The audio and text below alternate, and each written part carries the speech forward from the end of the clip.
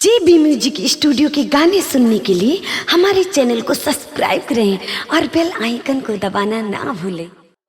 कटेगा सर मेरा फिर भी मेरा प्रवास बोलेगा, मेरे खामोशियों में भी मेरा आवाज बोलेगा।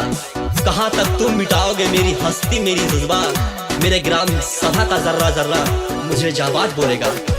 लंदन भैया जिंदाबाद जिंदाबाद जिंदाबाद, लंदन भैया जिंदाबाद जिंदाबाद जिंदाबाद। क्यों पड़े हो चक्कर में कोई नहीं है टक्कर में, क्यों पड़े हो चक्कर में कोई नहीं है टक्कर में। गाँव के विकास होई काम करवाई है, नालिया वास वृद्धा पेंशन दिलाई है, नालिया वास वृद्धा पेंशन दिलाई है। गाँव के विकास होई काम करवाई है, नालिया वास वृद्धा पेंशन दिलाई है।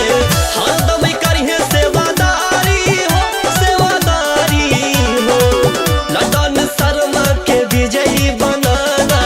ए भैया सुन एक बहारी हो, लंदन शर्मा के विजयी बनाना। ए भैया सुन एक बहारी हो। जाति धर्म का भेद नहीं, मानवता धर्म हमारा है, झूठा वादा कोई नहीं, विकास हमारा नारा है। ग्राम सभा चिलवानिया से प्रधान पद के प्रत्याशी लंदन शर्मा जी को अपना बहुमूल्य वोट देके भारी से भारी मतों से विजयी बनाएं। Recording by JB music studio Sant Kabirnagar. हवे ये प्यारा हो सबके दुलारा हो, चौमुखी चमकी नगरिया ये चाचा चाची दाई दादे आना बा हो, कि पूरा करिए दी हले बचाना बा हो। लंदन भैया जिंदाबाद जिंदाबाद जिंदाबाद, हवे ये प्यारा हो सबके दुलारा हो, चौमुखी चमकी नगरिया ये चाचा चाची दाई दादे आना बा हो, कि पूरा करिए दी हले बचाना बा हो। मुखिया बना दी एक बारी हो लंदन शर्मा के विजयी बनाना। ए भैया सुना एक बहारी हो, लंदन शर्मा के विजयी बनाना। ए भैया सुना एक बहारी हो।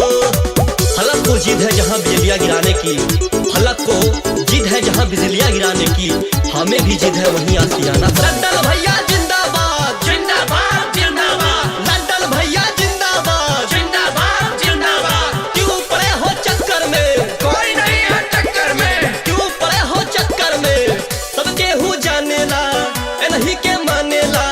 गौवा के हवे पहरुआ करे ले सबके भलाई हो, कि केहू नहीं ऐसन पाई हो।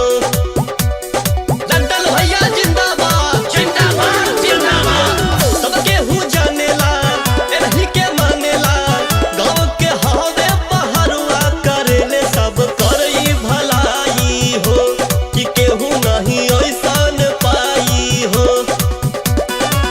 परतर सब कते भारी हो पर भारी हो, लंदन शर्मा के विजयी बनाना। ए भैया सुन एक बहारी हो, लंदन शर्मा के विजयी बनाना। ए भैया सुन